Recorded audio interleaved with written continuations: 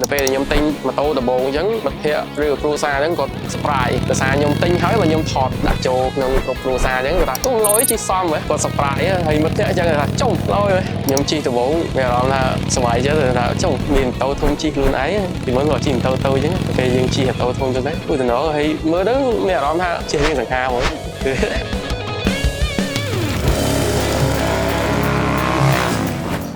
សួរបងខ្ញុំបាទឈ្មោះសម្រាប់ហើយសប្តាហ៍ថ្ងៃខ្ញុំជា freelancer web development រស់នៅស្ទឹងមានជ័យពេលទំនេរខ្ញុំចូលចិត្តជិះម៉ូតូលេងឬក៏តាសេកូដអីលេងអញ្ចឹងបងបាទហើយពាក់ព័ន្ធមួយ model ម៉ូតូខ្ញុំជិះនេះគឺ Super Meteo color វា Astra Black អញ្ចឹងពាក់ព័ន្ធមួយរយៈពេលខ្ញុំជិះបានរយៈពេល1ឆ្នាំ1ខែបើរាប់តាំងពីថ្ងៃខ្ញុំទិញហើយគីឡូដែលខ្ញុំជិះបានហ្នឹងរយៈពេល1ឆ្នាំជាងហ្នឹងគឺ20000គីឡូជាងបង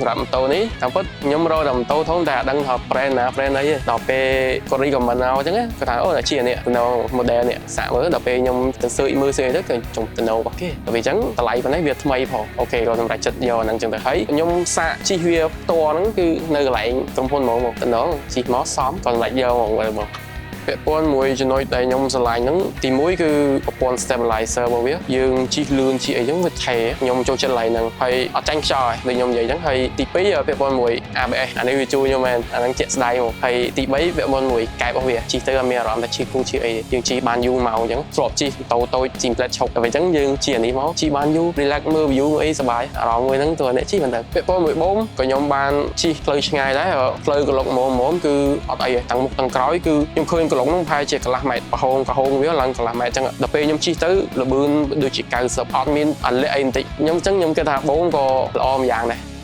ពាក់ព័ន្ធមួយគ្រឿងម៉ូតូដូចមិនសូវលេងប្រហែលទេយើងលេងតិចតួចទី1ពាក់ព័ន្ធមួយកាងខ្ញុំលេងដើម្បីការពារជៀសវាងយើងដួលយើងអីចឹងហើយឬក៏ប៉ះគេអញ្ចឹងអាហ្នឹងយើងអាចការពារហើយទី1គឺទៅលើកាងបាតអានេះក៏វាជួយដែរដោយសារផ្លូវមុំគឺខ្ញុំជិះទៅបើយើងអត់មានអាហ្នឹងការពារគឺអាចមានបញ្ហាបែកប្រេងបែកអីចេញមកបើយើងជិះលឿនអញ្ចឹងបើយើងមានអាហ្នឹងវាជួយយើងដែរទី3ពាក់ព័ន្ធមួយភ្លើងនេះគឺវាជួយយើងបានច្រើនដែរខ្ញុំជិះពេលយប់អីស្របតែពីមុនអត់មានភ្លើងជិះបានតែ60 70អីហ្នឹងជិះលឿនតែដល់ពេលមានភ្លើងនេះចូល100ជាងក៏អាចជិះដូចថ្ងៃពាក់ព័ន្ធមួយសំាំងក៏ខ្ញុំបាន custom វាដែរដំបូងគឺសំឡេងវារៀងទូចចឹងទៅតែពេលយើង custom វាចឹងទៅមានអារម្មណ៍ថាវាព្រោះជាងមុនហើយស្រឡាញ់វាថែមទៀតធុងសាំងវាគឺ15.7 លីត្របបសោតខ្ញុំជិះពាក់ព័ន្ធជាមួយយើងមូថេហើយនឹងជាមួយយើងលឿនឡើងចុះចឹងថេខ្ញុំមានអារម្មណ៍ថាវាអត់សូវស៊ីជាងមូឡើងចុះឯងមូឡើងចុះគឺវាប្រឹងដល់ពេលវាប្រឹងគឺវាធ្វើឲ្យសាំងយើងស៊ីតាមនឹងដែរដូចយើងមូងងសាំងងងសាំងចឹងសម្រាប់ខ្ញុំទិញម៉ូតូនេះហើយរយៈពេលដែលខ្ញុំជិះ1ឆ្នាំ1ខែហ្នឹងខ្ញុំជិះបានច្រើនខែដែរទី1ដែលខែខ្ញុំជិះដំបូងគេហ្នឹងគឺគិរីរំកែបកពតកោះកុងវាវែងសៀមរាបហើយបានយើងទៅទិសឦសានមានមណ្ឌលគិរីរតនគិរីស្ទឹងត្រែងកញ្ចេះហើយបានចុះមកតាមពុំចាមព្រៃវែងអញ្ចឹងទៅបានមកស្រុកវិញសម្រាប់ចំណុចនេះ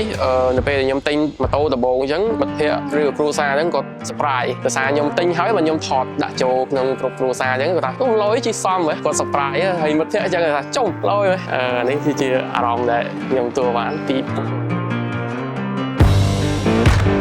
សម្រាប់ចំណុច tip បបសោតខ្ញុំជិះមករដងអញ្ចឹងទី1បើករណីស្ទះក្នុងក្រុងស្ទះយូរយើងមិនបាច់ឆេះចោលទេយកល្អគឺយើងពលុតសិនជិះវៀងក្នុងធ្វើឲ្យម៉ាស៊ីនយើងវាក្តៅខ្លាំងហើយអាចនឹងពុះស្អាតបាទអញ្ចឹងអាហ្នឹងខ្ញុំ recommend សម្រាប់ចំណុចលាងម៉ូតូអានេះក៏ជាបបសោតរបស់ខ្ញុំដែរទិញដំបូងគឺស្រឡាញ់អត់ឲ្យគេលាងទេសុខចិត្តលាងខ្លួនឯងទាំងតែខ្លួនឯងអត់មានអីសោះអត់ស្គាល់ថាលាងម៉ូតូមិនហ្នឹងដល់ពេលយើងលាងយើងឃើញសាប៊ូឃើញអីតាម social គេផុយអញ្ចឹងយើងក៏ទិញមកដល់ពេលទិញគឺខ្ញុំ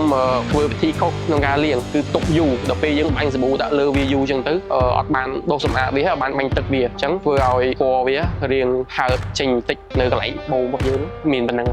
សម្រាប់ខ្ញុំជាចុងក្រោយបើសិនបើពួកគាត់ចង់ជិះ Super Meteo ឬក៏គាត់ចង់ជិះប្រភេទ cruiser ហើយចង់ stabilize លំនឹងល្អប្រើ ABS ទទួលយកបានប្រាំងប្រព័ន្ធប្រាំងយើងជិះទៅយូរអត់ឈឺគូតអត់ឈឺអីចឹង Super Meteo ជាជម្រើសល្អសម្រាប់គាត់បាទ